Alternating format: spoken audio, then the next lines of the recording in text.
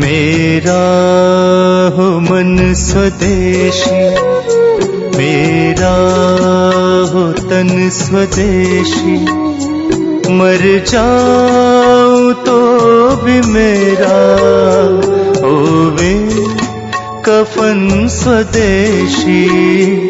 और इसी तरह से आप और अपने घर में थोड़ा परिवर्तन लाना। विदेशी जो क्रीम पाउडर लिपस्टिक है, नेल पॉलिश है, कॉस्मेटिक्स है, ये सब निकालो बाहर। फेयर एंड लवली, क्लियर सिल, क्लियर टोन, इरेस्मिक, इमामी, पॉन्ड्स, ये सब हटाओ, सब विदेशी। बहुत महंगी है, लूट हो रही है इसमें। फेयर एंड लवली का भाव मालूम है? 25 ग्राम है 40 रुपए, 50 ग्राम 80 रुपए, 100 ग्राम 160 रुपए, 1 किलो 1600 रुपए। अब 1600 रुपए किलो की क्रीम लगाओ मुंह पे, उससे अच्छा 4 किलो बादाम खरीद के खाओ।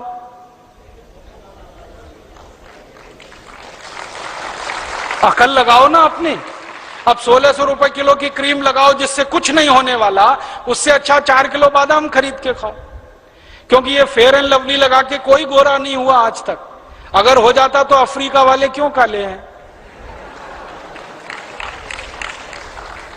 मैंने लगा के देखा था एक भैंस को 4 साल, फेयर एंड लवली, अभी भी काली की काली ही है। दुनिया में कोई आदमी फेयर एंड लवली लगा के गोरा हुआ नहीं, और होने की दूर दूर तक संभावना नहीं। क्योंकि जो आदमी काला और गोरा होता है ना, उसका सिद्धांत ही अलग है। हमारे खून में एक केमिकल होता है, उसका नाम है मेलेनिन। जब मेलेनिन की मात्रा बढ़ जाती है तो शरीर काला पड़ जाता है। जब मेलेनिन की मात्रा कम हो जाती है, शरीर गोरा हो जाता है। और जब मेलेनिन की मात्रा ना बढ़ती है ना घटती है, सामान्य रहती है, तो शरीर सांवला होता है। हम सब हिंदुस्तानी सांवले हैं, क्योंकि मेलेनिन ना ज्यादा है ना कम है। और आदर्श स्थिति यही होती है। और ज्यादा गोरा होने के चक्कर में मत फंसो। मैं आपको एक कहानी सुनाता हूं। हमारे देश के एक राष्ट्रपति थे, डॉक्टर राधाकृष्णन, सुना? जब वो राष्ट्रपति बनने के बाद पहली बार लंदन गए तो अंग्रेज पत्रकारों ने उनको चिढ़ाने के लिए एक सवाल पूछ लिया। सवाल क्या पूछा? डॉक्टर राधाकृष्णन से पूछा गया लंदन प्रेस कॉन्फ्रेंस में कि आप हिंदुस्तानी लोग काले क्यों होते हैं? राधाकृष्णन जी ने इतना सुंदर जवाब दिया, वो आप सबको देना। उन्होंने कहा हम हिंदुस्तानी काले नहीं होते, कुछ और होते हैं। तो उसने कहा क्या होते हैं? तो उन्होंने एक कहानी सुनाई। उन्होंने कहा भगवान ने रोटी बनाई, भगवान जी ने रोटी बनाई तो रोटी कच्ची रह गई, वो खाके तुम सब अंग्रेज पैदा हो गए। भगवान जी ने फिर एक रोटी बनाई और वो जल गई, उसको खाके ये सब अफ्रीकी पैदा हो गए। और फिर भगवान जी ने एक तीसरी रोटी बनाई जो ना कच्ची रही ना जली, बराबर सिकी, उसको खाकर हम हिंदुस्तानी पैदा हुए।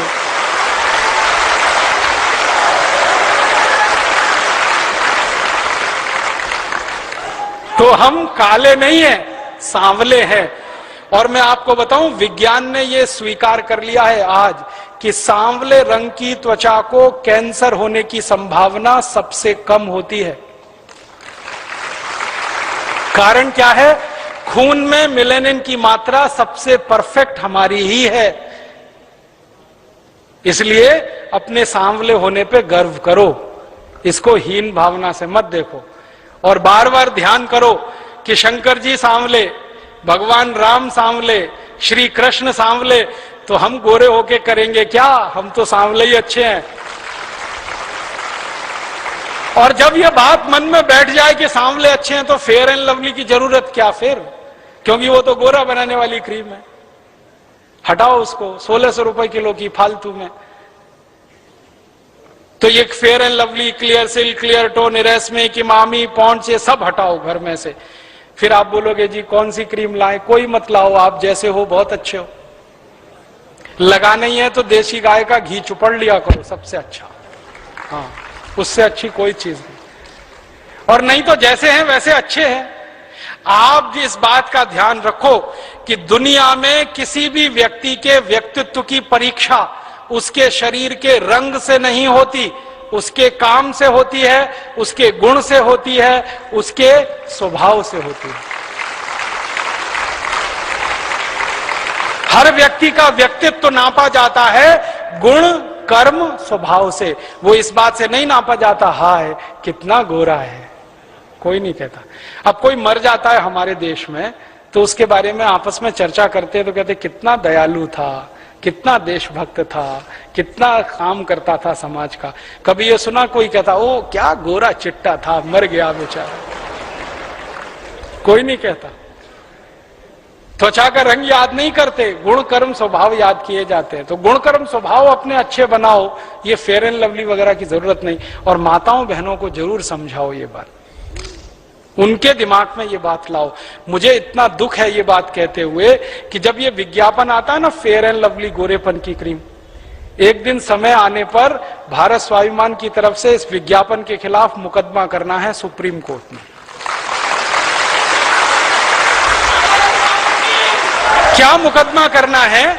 जब बार बार वो टीवी पे दिखाते हैं ना फेयर एंड लवली गोरेपन की क्रीम, एक हफ्ते में गोरापन आएगा, 15 दिन में आएगा, 21 दिन में आएगा, आप ट्यूबलाइट की तरह से जलने लगेंगे, इतने गोरे हो जाएंगे। जब ये विज्ञापन बार बार आता है ना तो करोड़ों इस देश की काली मां बहन बेटियों के छाती पर आरी चलती है। ये आप महसूस करने की कोशिश करो। हमारा हिंदुस्तान तो आप जानते हैं 115 करोड़ का है, 50 करोड़ माताएं बहनें हैं इस देश में, और उस 50 करोड़ माताओं बहनों में लगभग 40 से 45 करोड़ सांवली हैं या काली हैं। उनके दिलों पे कटार चलती है, आरी चलती है जब वो ये विज्ञापन देखती हैं कि हाय रे हाय गोरेपन की क्रीम फेयर एंड लवली। और उन माताओं बहनों को क्या लगता है कि गोरे होने से ही फिर जिंदगी संवरती है। और मुझे इससे भी ज्यादा तकलीफ है, मैंने न्यूज़पेपर की कटिंग काट के रखी है। कई बहन बेटियों ने फांसी लगाकर आत्महत्या कर ली क्योंकि उनकी शादी नहीं हुई कालेपन के कारण, सांवलेपन के कारण, तो फांसी लगा के मर गई।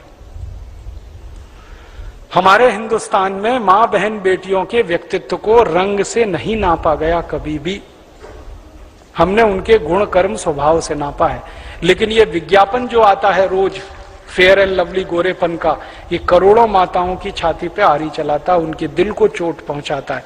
उनकी तरफ से हमें मुकदमा करना है एक बार, और इस कंपनी को कटघरे में खड़ा करना है कि तुम सिद्ध करो तुम्हारी क्रीम में ऐसा क्या है जो किसी को गोरा बना सकता है। कुछ नहीं।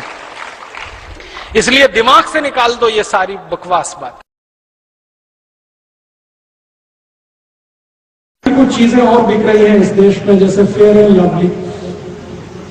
बहुत लोग लगाते हैं कि गोरेपन की क्रीम है। मैंने 4 साल एक भैंस को लगा के देख लिया, वो दुनिया में कोई काला गोरा नहीं हो सकता। जो काला है वो काला है, जो गोरा है वो गोरा है, रंग नहीं बदलता कभी। हमने इस फेयर एंड लवली के खिलाफ मुकदमा किया मद्रास हाईकोर्ट में, उसमें हम जीते, कंपनी हारी।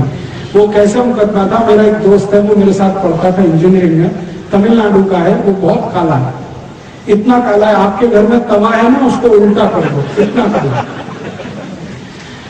और वो मेरे साथ हॉस्टल में रहता था, हम दोनों रूम पार्टनर थे। मैं उसको रोज देखता था वो फेयर एंड लवली लगाता, 12 साल उसने फेयर एंड लवली लगाया। और वो बोलता है कि हॉस्टल में आने से 8 साल पहले से लगा रहा फेयर एंड लवली, तो 20 साल लगाया, अभी भी चिक्कट काला। तो मैंने एक दिन कहा भाई कभी तो तू सुधरेगा। तो एक दिन उसको समझ में आ गया, उसने कहा अब बस, अब बंद फेयर एंड लवली। तो मैंने कहा तेरे पास इसका फेयर एंड लवली खरीदने का जो बिल है, वाउचर है, वो मुझे दे दे। तो उसने दे दिए। तो उसके आधार पर हमने केस कर दिया मद्रास हाईकोर्ट में। वो मद्रास में रहता है तो केस वहीं करना पड़ा। अब जजमेंट देने वाला जो जज है वो एक दिन बोला कि मेरे घर में भी यही समस्या है। तो जज कहता है मेरे घर में भी यही समस्या है। तो उसने बहुत सुंदर जजमेंट दिया। पेप्सी, ये फेयर एंड लवली कंपनी के अधिकारियों को जाना पड़ा मद्रास हाईकोर्ट में। जज ने उनसे पूछा कि आपने इसमें क्या मिलाया है जो किसी व्यक्ति को काला है तो गोरा बना है?